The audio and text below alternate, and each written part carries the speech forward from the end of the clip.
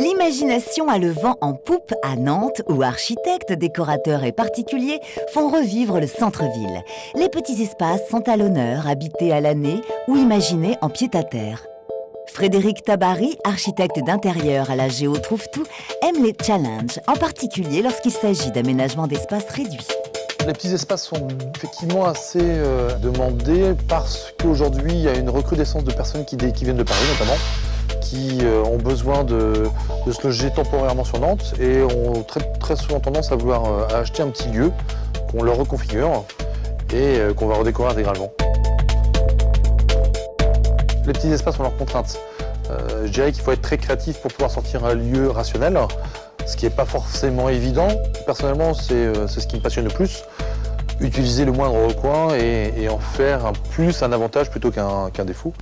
Des espaces perdus transformés en dressing ou rangement, on a déjà vu. Mais le placard magique, vous connaissez? Démonstration chez Yann Falquero. Alors on a tous chez soi un placard, un débarras qui ne sert à rien. Donc l'idée dans cette petite surface était comment optimiser ce placard en créant une autre chambre. Voilà comment dans 2 mètres carrés et 6 mètres cubes de volume, on peut créer un endroit douillet qui permette de créer 2 couchages. Exit les monstres. Ici, le placard magique donne sur la pièce à vivre et fait à la fois office de cachette, de cabane et de refuge. Il existe aussi des solutions simples et facilement réalisables auxquelles on ne pense pas toujours. Comment avoir 2 fonctions dans une même pièce? J'utilise une cloison à mi-hauteur qui va servir à la fois de tête de lit et donc garder l'intimité de la chambre, mais également de séparation pour le coin bureau. Je dirais que le sur-mesure, c'est essentiel dans les petits espaces. J'imagine mal aller mettre des cuisines toutes faites, enfin on y arrive, mais ça veut dire que dans ce cas-là, on n'optimise pas l'espace à 100%, alors que dans le meuble sur mesure, on est capable d'utiliser le moindre centimètre carré.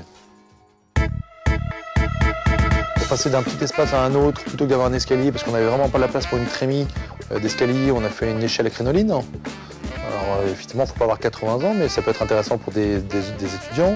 On va effectivement aménager des tiroirs dans des estrades.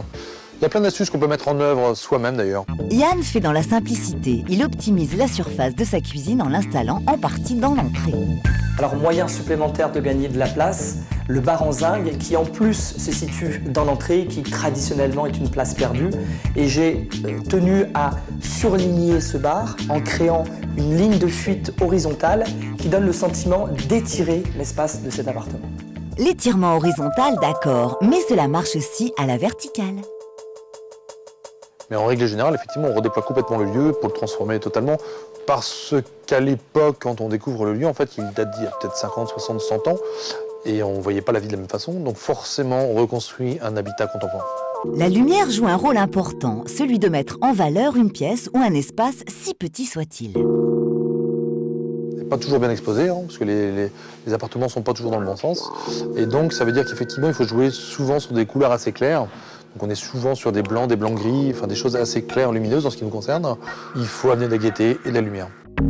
Donc pour nous, travailler sur un espace de grande taille ou un petit espace, il n'y a pas forcément de différence de coût au mètre carré, dans la mesure où sur un espace de grande taille, on va avoir des grandes surfaces à traiter, qui vont, elles, avoir un coût, et sur les petits espaces, les surfaces seront peut-être moins importantes, par contre, il y aura besoin de plus d'idées, de créativité, peut-être de technologie, et donc l'un va compenser l'autre, en fait. Donc en termes de coût, globalement, sur les deux tailles de projet, on est au même coût au mètre carré, à peu près 1 000 €.